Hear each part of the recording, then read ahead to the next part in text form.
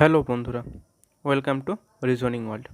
বন্ধুরা, আজ আমি আবার তোমাদের জন্য রিজনিং থেকে 10টি গুরুত্বপূর্ণ প্রশ্নের প্র্যাকটিস সেট নিয়ে এসেছি। দেখো, তোমাদের রেলের, এনটিপিসি গ্রুপ ডি এবং সিএইচএসএল এই পরীক্ষাগুলো কথা মাথায় রেখেই আমি এই সেটটি বানিয়েছি। আশা রাখি ভিডিওটি তোমাদের জন্য খুবই হেল্পফুল হবে। দেখো, এটা আমার 17 নম্বর প্র্যাকটিস সেট। এর আগের 16টি সেট যারা দেখোনি তারা আমার চ্যানেলে যাও, সেখানে গিয়ে পেয়ে যাবে। সো আজকের সেটটি এবার দেখে নাও। দেখো, আজকের প্রথম প্রশ্ন বলছে, if in a certain language hot filter copy means 1 2 3, very hot day means 3 5 6, day and night means 5 8 9, then which number stands for very. অর্থাৎ ভেরির একটা কোড তোমাদের বের করতে হবে। দেখো, এবার হট ফিল্টার কফি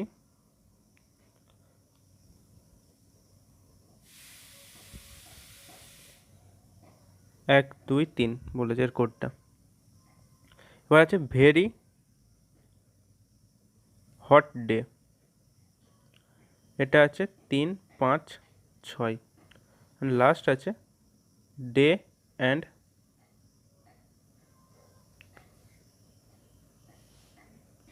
নাইট 5 8 9। দেখো, আমাদের কোড বের করতে হবে কার? ভেরির কোড বের করতে হবে, তাই তো? তো ভেরি কোথায় আছে? ভেরি আছে এইখানেতে। তাহলে আমি যদি দেখো হট আর ডে এর কোডটা পেয়ে যাই, তাহলে কিন্তু আমি এখান থেকে ভেরি কোডটা বলে দিতে পারবো। যদি হট ডে এর কোড এই দুটো তাহলে ভেরি কোড এটা বলতে পারি, তাই তো? তাহলে হট আর কোথায় আছে? হট এইখানে আছে। তাহলে প্রথমে আমি এই দুটো সেন্টেন্সের মধ্যে আমি কম্পেয়ার করব। ঠিক আছে, যে এই দুটো যে স্টেটমেন্ট দেওয়া আছে, এই দুটো স্টেটমেন্টের মধ্যে দেখো এখানেও হট আছে, এখানেও হট আছে। তবে স্টেটমেন্টে এই দুটো দিকটা যদি কম্পেয়ার করি, তো কী কমন পাচ্ছি? শুধু কমন পাচ্ছি হট, তাই তো? হট কমন পাচ্ছি শুধু। আর এই দিকে দেখো, এই দিকটা যদি দেখি, স্টেটমেন্টের ডান দিকটা যদি দেখি, তাহলে কী কমন পাচ্ছি? পাচ্ছি 3 কমন পাচ্ছি, তাই তো? এখানে কমন পাচ্ছি হট, আর এখানে কমন পাচ্ছি 3। তাহলে বলতে পারি এখানে হটের কোড হচ্ছে 3, হটের কোড 3। হটের কোড আমি পেয়ে গেলাম। এবার আমাকে পেতে হবে ডে এর কোড, তাই তো? কারণ ডে এর কোডটা পেয়ে গেলেই আমি ভেরি কোডটা পেয়ে যাব। ডে কোনখানে আছে? এইখানে আছে আর এখানে আছে। তাহলে আমি এবার এই সেকেন্ড আর থার্ড স্টেটমেন্টের মধ্যে কম্পেয়ার করব।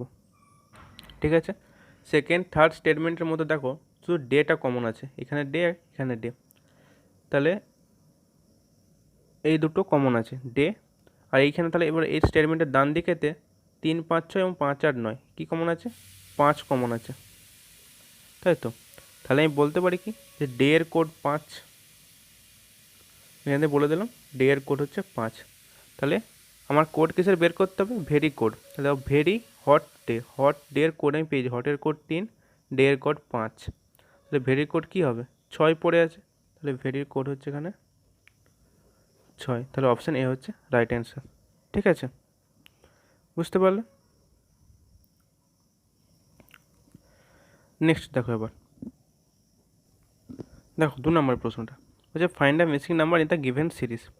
নিচে একটা সিরিজ দেওয়া আছে, সেই সিরিজটাতে একটা নাম্বার মিসিং করা আছে। দেখো এখানে একটা, দেখো এটা মিস আপ করা আছে, তো এটা আমাদের খুঁজে বের করতে হবে, তাই তো?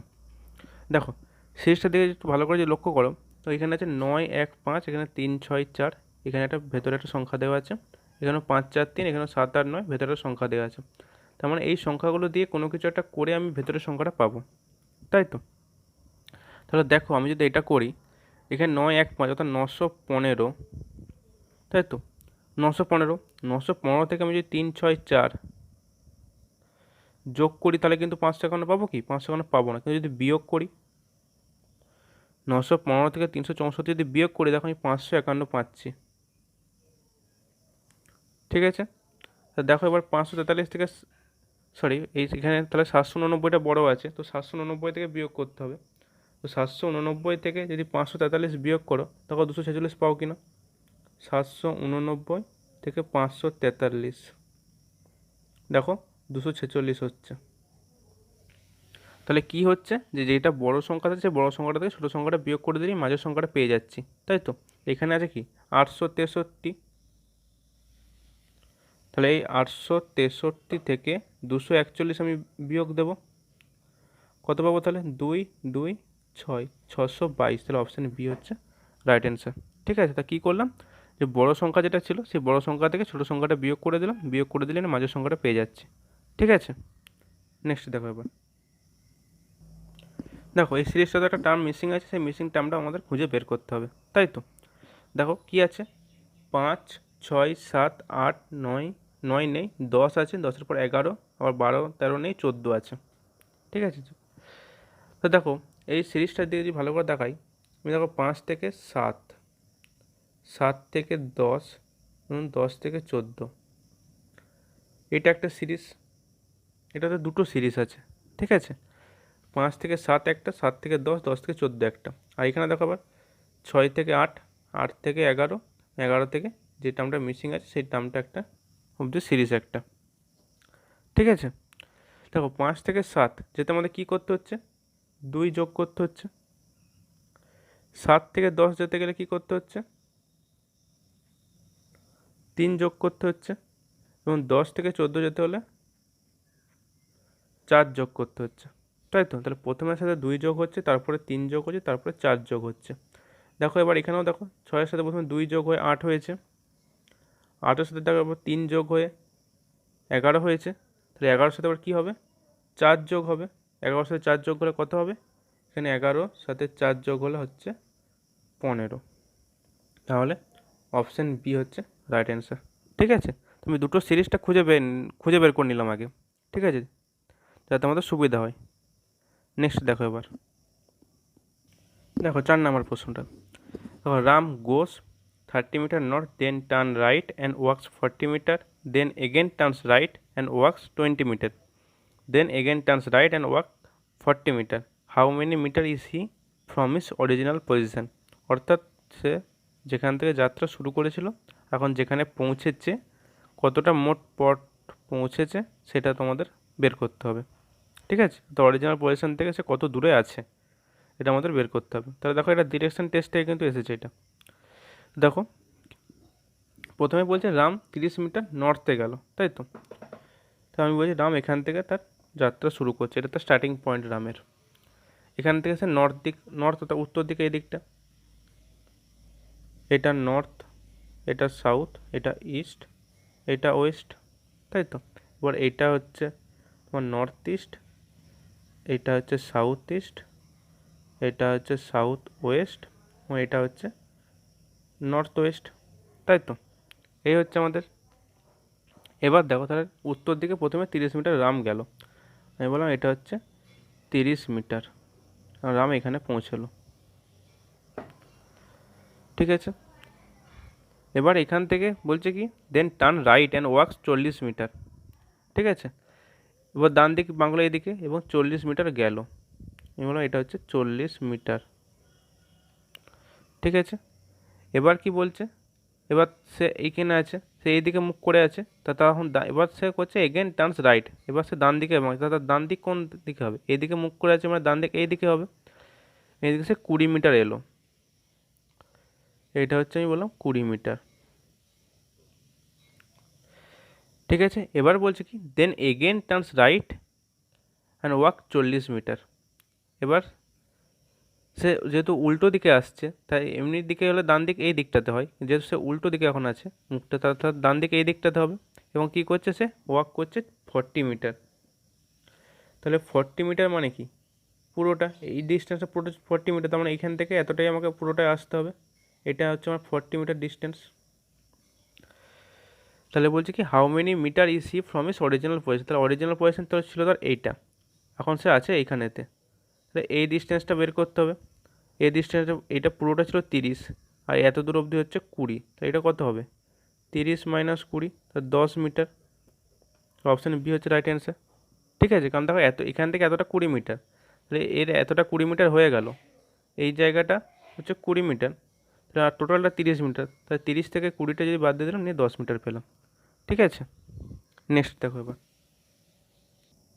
দেখো বলছে arrange the following in a meaningful sequence. নিচে দেখো 5টা ওয়ার্ড আছে, এই 5টা ওয়ার্ডকে একটা সিকোয়েন্স তোমাদের সাজাতে হবে, তাই তো। দেখো দেখো আছে প্রথমে আছে poverty, population, death, unemployment, disease. দেখো তাহলে এখানের মধ্যে প্রথমে কোনটা আসতে পারে, পপুলেশন। জনসংখ্যা, তো প্রথমে আমার এলো পপুলেশন, অর্থাৎ 2 নম্বরটা প্রথমে এলো। এবার পপুলেশনের পর এখানে যেটা আছে কি, এরপর নিশ্চয়ই পোভার্টি আসতে পারে না, আগে আনএমপ্লয়মেন্ট হবে, ঠিক আছে, বেকারত্ব আগে, কাজ নেই। তাহলে এবার 4 নাম্বারটা, যে বেকারত্ব আসবে তারপরে দারিদ্রতা আসবে, দেখো তারপর পোভার্টি, তাহলে 1 নাম্বারটা। এবার যখন দেখো দারিদ্রতা থাকবে অর্থাৎ ক্ষুধার্ত থাকবে, খিদে থাকবে না, খেতে পাবে না, সেরকম অবস্থাতে ডিজিজ আসবে, রোগ আসবে। তাহলে এবার রোগ আসবে, দেন দেখো রোগ হলেই কিন্তু মানুষের মৃত্যু অবধি হতে পারে। দেন তাহলে 3 নাম্বারটা, এই হচ্ছে সিকোয়েন্স। প্রথমে হচ্ছে পপুলেশন জনসংখ্যা, তারপরে দারিদ্রতা নেই, তারপরে হচ্ছে বেকারত্বটা, তারপরে দারিদ্রতা, দেন হচ্ছে ডিজিজ অর্থাৎ রোগ আসবে, তারপরে আসবে কিন্তু মৃত্যু। তাই তো, তাহলে সিকোয়েন্সটা কী হলো, 2 4 1 5 3, 2 4 1 5 3, তাহলে অপশান সি হচ্ছে রাইট অ্যান্সার। ঠিক আছে, নেক্সট দেখো 6 নাম্বারটা হচ্ছে ফাইন্ড দ্য মিসিং নাম্বার। দেখো একটা সিরিজ দেওয়া, সিরিজ একটা টার্ম মিসিং আছে, তোমাদের বের করতে হবে। তারপর প্রথমে আছে 5 4 20 9, তারপরে আছে দেখো 3 8 24 11 এবং 9 4 13, দেন কত হবে এটা আমাদের বের করতে হবে। দেখো একটু যদি ভালো করে লক্ষ্য করি, এদিকে দেখো এই 5-এর সাথে যে 4-এর গুণ করি দেখো 20 পাই, আবার দেখো 5-এর সাথে 4-এর যোগ করে দেখো 9 পাই, তাই তো। এখানে দেখো 3-এর সাথে 8 যদি গুণ করি 24 পাচ্ছি, আবার 3-এর সাথে যদি 8 যোগ করে তাহলে 11 পাচ্ছি। তো দেখো লজিকটা কিন্তু পেয়ে গেছি আমরা। তো প্রথমে কি হচ্ছে, 5-এর সাথে 4 গুণ হচ্ছে, নিয়ে দেখো আমি 20 পাচ্ছি, তাই তো। আবার দেখো 5-এর সাথে 4 যোগ করে কিন্তু আমি এই দিকের সংখ্যাটা পাচ্ছি। প্রথমে তাহলে 3-এর সাথে 8 গুণ হবে, 3-এর সাথে 8 গুণ করে আমি 24 পেলাম, বা এখানে দেখো 3-এর সাথে 8 যোগ করলাম, নিয়ে আমি 11টা পেলাম। তাহলে এখানে কি হবে, 9-এর সাথে 4 গুণ হবে, এখানে কী হবে 9 গুণিত 4 হবে 36, তাহলে এখানটা হবে 36, আর এটা দেখো 9-এর সাথে 4 যোগ 9 প্লাস 4 সমান 13। ঠিক আছে, তাহলে অপশান বি হচ্ছে আমাদের রাইট অ্যান্সার। কী হলো, এই সংখ্যাটার সাথে এই সংখ্যাটা প্রথমে গুণ হলো, নিয়ে এদিকে সংখ্যাটা হচ্ছে, এবং এই সংখ্যাটার সাথে যোগ হয়ে এদিকে সংখ্যাটা হচ্ছে। ঠিক আছে, নেক্সট দেখো এবার। দেখো নেক্সট প্রশ্নটা হচ্ছে ব্লাড রিলেশন থেকে কিন্তু এসেছে, তাই তো। দেখো প্রথমে কি বলছে, Rahul told Anand yesterday I defeated the only brother of the daughter of my grandmother, whom did Rahul defeat. তাই তো, দেখো আমি তোমাদের কি বলেছিলাম, যে এখানে বলবে তার নিজের যেখানে বলা থাকবে সেখানে থেকে স্টার্ট করব, তাই তো। নাহলে কিন্তু আমরা এবার সেবারভাবে স্টার্ট করলে কিন্তু খুঁজে পাবো না। তো প্রথমে তার নিজের যেখানে বলেছে সেখানে থেকে প্রথম শুরু করব। তাহলে কে এখানে বলছে, এখানে বলছে আমাদের রাহুল, তাই তো। যেহেতু রাহুল পুরুষ সেই জন্য প্লাস চিহ্নতে ডিনোট করলাম। আমি ব্লাড রিলেশন নিয়ে আগের অনেক প্রশ্নের ভিডিও করেছি, যারা দেখোনি তারা আমার চ্যানেলে যাও, সেখানে গিয়ে কিন্তু পেয়ে যাবে। ঠিক আছে, তো দেখো এবার রাহুল বলছে তার গ্র্যান্ডমাদার, মাই গ্র্যান্ডমাদার, এইটা রাহুলের নিজের এখানটা। রাহুলের গ্র্যান্ডমাদারটা আমি বের করি আগে, রাহুলের ঠাকুমা, মানে তাহলে রাহুলের বাবা থাকবে এখানেতে, যেহেতু রাহুলের বাবা পুরুষ সেই জন্য আমি প্লাস চিহ্নতে ডিনোট করলাম। আর পিতা পুত্রের সম্পর্ক এইভাবে ডিনোট করা হয়। ঠিক আছে, তবে রাহুলের গ্র্যান্ডমাদার অর্থাৎ রাহুলের ঠাকুমা, রাহুলের বাবার মা, তো রাহুলের বাবার মা হচ্ছে এইটা, এটা আমি গ্র্যান্ডমাদার লিখলাম। যেহেতু উনি মহিলা সেই জন্য আমি নেগেটিভ চিহ্নতে ডিনোট করলাম। ঠিক আছে, তাহলে রাহুলের গ্র্যান্ডমাদার পেয়ে গেলাম। এবার কি বলছে, the daughter of my grandmother, রাহুলের গ্র্যান্ডমাদারের ডটার, রাহুলের গ্র্যান্ডমাদারের ছেলে হচ্ছে এইটা, তাই তো। ডটার মানে তাহলে কি, রাহুলের বাবার বোন, ডটারদের লিখলাম। যেহেতু ইনি মহিলা সেই জন্য নেগেটিভ চিহ্নতে ডিনোট করলাম। ঠিক আছে, তাহলে রাহুলের গ্র্যান্ডমাদারের ডটার পেয়ে গেলাম। তার অনলি ব্রাদার, তার অনলি ব্রাদার কে, রাহুলের বাবা। Yesterday defeated the only brother of the daughter of my grandmother, তাহলে কি রাহুল আনন্দকে বলছে সে গতকাল হারিয়েছে the only brother of the daughter of my grandmother. কাকে হারিয়েছে না, রাহুল তার গ্র্যান্ডমাদারের ডটারের একমাত্র ভাইকে হারিয়েছে। তাহলে কাকে হারিয়েছে, রাহুল তার বাবাকে হারিয়েছে। ঠিক আছে, তাহলে প্রশ্নে কী চেয়েছে, হুম ডিড রাহুল ডিফিট, রাহুল কাকে ডিফিট করেছে, কাকে ডিফিট করলো, ফাদারকে। তাহলে অপশান এ হচ্ছে রাইট অ্যান্সার। ঠিক আছে, বুঝতে পারলে কী বললাম, প্রথমে যে বলবে তার নিজের যেখানে বলা থাকবে সেখান থেকে আমি শুরু করব। রাহুলের গ্র্যান্ডমাদার, মাই গ্র্যান্ডমাদার, মাই অর্থাৎ মাই বলে থাকা মানে নিজের, এখান থেকে আমি শুরু করব। রাহুলের গ্র্যান্ডমাদার থাকবে, তার বাবা থাকবে, রাহুলের বাবাকে করলাম, তারপর তার মা। এবারে গ্র্যান্ডমাদারের একমাত্র ডোটার, দেখো তার ডোটার করেছি, তার ডোটার, এবং তার একমাত্র ভাই, তার সে রাহুলের বাবা, তাকেই সে গতকাল ডিফিট করেছে রাহুল। তো অপশান এ হচ্ছে রাইট অ্যান্সার। ঠিক আছে, নেক্সট দেখো এবার। দেখো 8 নম্বর প্রশ্নটা, দেখো এখানে একটা টার্ম মিসিং আছে, সেটা তোমাদের বের করতে হবে। দেখো 81Y 27S 9N 3J, দেন কী হবে আমাদের বের করতে হবে। দেখো এখানে এই যে লেটারগুলো ঢুকে আছে এগুলোর জন্য কিন্তু ভয় পাওয়ার কিছু নেই। ঠিক আছে, আমি আগে এই 81 27 9 3 কী লজিক আছে বের করে নেবো, তারপরে এই যে YSNZ কী লজিক আছে সেটা বের করব। ঠিক আছে, দেখো 81 থেকে 27 কী হয়েছে, 81 থেকে 27 বলতে পারি 81 থেকে 81কে 3 দিয়ে ভাগ করলে আমি 27 পাবো, 27 3 81 হয়। এবার দেখো 27 থেকে 9 গেছে, তাই তো, 27 থেকে 9, দেখো 27-এর সাথে যদি 27কে যদি 3 দিয়ে ভাগ করা হয় তাহলে কিন্তু 9 পাওয়া যায়। এবার 9 থেকে 3 গেছে, 9কেও যদি 3 দিয়ে ভাগ করা হয় তাহলে 3 পাওয়া যায়। তাহলে এবার 3 থেকে যে সংখ্যাটা এখানে পাবো তাকেও 3 দিয়ে ভাগ করবো, 3কে 3 দিয়ে ভাগ করলে কত পাবো না 1 পাবো। তাহলে আমার প্রথমে থাকবে কিন্তু 1, 1 দিয়ে দেখো অপশানে এখানে একটা 1 আছে এবং এখানে আছে, তাহলে আমার এই অপশান এ এবং অপশান ডি দুটোই কিন্তু প্রথমে বাদ হয়ে গেল। এবার অপশান বি আর সি এর মধ্যে কী হবে সেটা আমাদের বের করতে হবে। দেখো ওয়াই থেকে এস, দেখো ওয়াই থেকে এস যদি দেখি, ওয়াই থেকে দেখো ঠিক 6 ঘর পিছনে গেলে এস পাই, এবং এস থেকে দেখো 5 ঘর পিছিয়ে গেলে এন পাই, এবং এন থেকে দেখো জে পেতে গেলে 4 ঘর পিছোতে হচ্ছে। তাহলে এবার আমি জে থেকে যে এই সংখ্যাটা পাবো 3 ঘর পিছবো, জে থেকে 3 ঘর পিছলে কি পাবো না জি পাবো। তাহলে অপশান সি হচ্ছে রাইট অ্যান্সার। ঠিক আছে, তো কী করলাম, প্রথমে এই দেখো 81 থেকে 27 যেতে গেলে 81কে 3 দিয়ে ভাগ করলে 27 পাই, 27কে 3 দিয়ে ভাগ করলে 9 পাই, এবং 9কে 3 দিয়ে ভাগ করলে দেখো 3 পাই। তাহলে এই 3কে 3 দিয়ে ভাগ করবো, এবার ভাগ করে কত পাচ্ছি 1, তাই আমি প্রথমে 1 লিখেছি। এবার এই ওয়াই থেকে এস যেতে গেলে কী করতে হচ্ছে, ওয়াই থেকে এস গেলে ওয়াই থেকে 6 ঘর পেছনে গেলে আমি এস পাই। আবার দেখো এস থেকে এন গেলে 5 ঘর পেছনে যেতে হচ্ছে, এবং এন থেকে জে গেলে 4 ঘর পেছনে যেতে হচ্ছে। তাহলে কি হচ্ছে না এটা এখানে 6 বিয়োগ হচ্ছে, 6 ঘর পেছনে আছে, এখানে 5 ঘর পেছনে আছে, এখানে 4 ঘর পেছনে। তো এবার কি হবে, 1 করে কমছে, এবার 3 ঘর পেছনে যাব, জে থেকে 3 ঘর পেছনে গিয়ে জি পাচ্ছি। ঠিক আছে, নেক্সট দেখো, দেখো 9 নম্বর প্রশ্নটা বলছে হুক ইজ টু ফিশ তার ডবল ইজ টু কী হবে এরপর। দেখো আমি তোমাদের অ্যানালজির প্রশ্নগুলো করার জন্য বলেছিলাম যে দুটো আমাদের দেওয়া থাকবে সে দুটো কোন রিলেশনে আছে, যে স্টেটমেন্ট আমাদের দেওয়া সেটা কী রিলেশন আছে সেটা আমাদের বের করতে হবে। অর্থাৎ প্রথমটার সাথে দ্বিতীয়টার কী রিলেশন। দেখো হুক, হুক মানে হচ্ছে জাল, ঠিক আছে, তাহলে হুক মানে জাল নয়, মাছ ধরার একটা কোনো রকম সরঞ্জাম। তো হুকটা কীভাবে কী করতে ব্যবহৃত করা হয় না মাছ ধরতে। তাহলে কী এখানে প্রথমে যেটা আছে সেটা কী করছে না ফার্স্ট এটা ইউজ হচ্ছে কি টু ক্যাচ দ্য সেকেন্ড, অর্থাৎ কি সেকেন্ড যেটা সেটাকে ধরতে কাজে লাগছে। ঠিক আছে, তাহলে এটাকে ফিশকে ক্যাচ করতে কাজে লাগছে।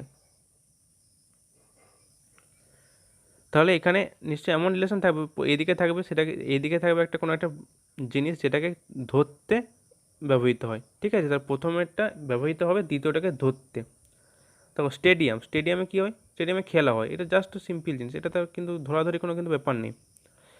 বা দেখো Symphony, Symphony is to music, মিউজিকের একটা সুর থাকে সেই সুরটা, ঠিক আছে, তো এটাও কিন্তু হচ্ছে না। দেখো ওয়ার্ড, শব্দ, এটা হচ্ছে বর্ণমালা, তাই তো। এবার দেখো এখানে দেখো গ্লাভ এবং এটা বল, অর্থাৎ কি গ্লাভ, বলটা কিন্তু ধরতে গ্লাভ ব্যবহৃত হয়, তাই তো।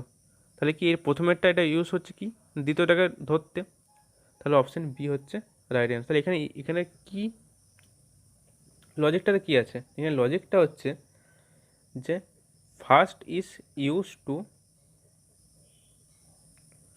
ক্যাচ দ্য সেকেন্ড, বুঝতে পারলে, প্রথমে যেটা দেওয়া আছে সেটা কি করতে ব্যবহৃত হচ্ছে, দ্বিতীয় যেটা দেওয়া সেটাকে ধরতে ব্যবহৃত হচ্ছে। তো এই লজিকে এই সিকোয়েন্সটা কোন যেটা ম্যাচ করছে সেটাকে আমাদের বেছে নিয়ে লিখতে হবে। ঠিক আছে, এখানে ম্যাচ করছে গ্লাভটা, কারণ গ্লাভটা বল ধরতে গ্লাভ ব্যবহৃত হয়। ঠিক আছে, নেক্সট দেখো এবার। দেখো এটা হচ্ছে আজকের সেশনের শেষ প্রশ্ন। দেখো বলা আছে কি cricket is to pitch double is to, এবার কী হবে আমাদের এটা বের করতে হবে। দেখো এটা তো সেম জিনিস, সেম আমি কাজে লাগবো। কী কাজ দেখবো প্রথমে, যে ক্রিকেটের সাথে প্রথমের সাথে দ্বিতীয়টা কী রিলেশনে আছে। ক্রিকেট এটা একটা খেলা, কোথায় খেলা হয় না পিচে খেলা হয়, তাই তো ক্রিকেট যেখানে খেলা হয় সেটাকে পিচ বলে। ঠিক আছে, তাহলে এবার আমাকে এখানে দেখতে হবে অপশানগুলো কী আছে। অপশান দেখো, দেখা যাচ্ছে টেনিস, টেনিস কোথায় খেলা হয়, কোর্টে খেলা হয়। তো টেনিস যেখানে খেলা সেই জায়গাটাকে বলে কোর্ট। ঠিক আছে, এটা আমাদের। তারপর স্টেডিয়াম, স্টেডিয়ামে অ্যাথলেটিক্স হয়, এটাও ঠিক আছে। দেখো হকি, হকি কিন্তু রিংয়ে হয় না, হকি খেলা হয় কিন্তু গ্রাউন্ডে, এটা কিন্তু তাহলে ভুল। তাহলে হকি কোথায় হয়, হকি হয় গ্রাউন্ডে, তাহলে এটাও কিন্তু আমাদের বাদ হয়ে গেল অপশান ডিটা। অপশান ডি কী আছে দেখো, বক্সিং, বক্সিং ট্র্যাক, বক্সিং কিন্তু ট্র্যাকে হয় না, বক্সিং কিন্তু রিংয়ে হয়, তাহলে অপশান ডিটাও কিন্তু বাদ হয়ে গেল। তারপর বলবো কি স্টেডিয়াম আর অ্যাথলেটিক্স, দেখো স্টেডিয়ামে হয় অ্যাথলেটিক্স, ঠিক আছে, কিন্তু এখানে কী ছিল, প্রথমে ছিল একটা খেলা, তারপরে সেই খেলাটা কোথায় হয় সেই জায়গাটার নাম। এখানে দেখো প্রথমে কিন্তু জায়গাটার নাম দেওয়া আছে, তারপরে খেলাটার নাম দেওয়া আছে, তাহলে কিন্তু এটা কিন্তু নিতে পারবো না। যদি অ্যাথলেটিক্স ইস টু স্টেডিয়াম থাকতো তাহলে কিন্তু হতো। ঠিক আছে, তাহলে অপশান বিটাও বাদ হয়ে গেল, অপশান এ হচ্ছে রাইট অ্যান্সার। অর্থাৎ টেনিস যেখানে খেলা হয় সেটাকে কোর্টই বলে। ঠিক আছে, টেনিস কোর্ট বলে। ঠিক আছে, তো বন্ধুরা এই ছিল আজকে 10টি প্রশ্নের সেট। আশা করি ভিডিওটি তোমাদের খুবই হেল্পফুল হবে। যদি ভিডিওটি ভালো লেগে থাকে তো চ্যানেলটি সাবস্ক্রাইব করো এবং বন্ধুদের মধ্যে প্রচুর পরিমাণে শেয়ার করো। ভালো থেকো, সুস্থ থেকো, ভালো করে প্রিপারেশন নাও।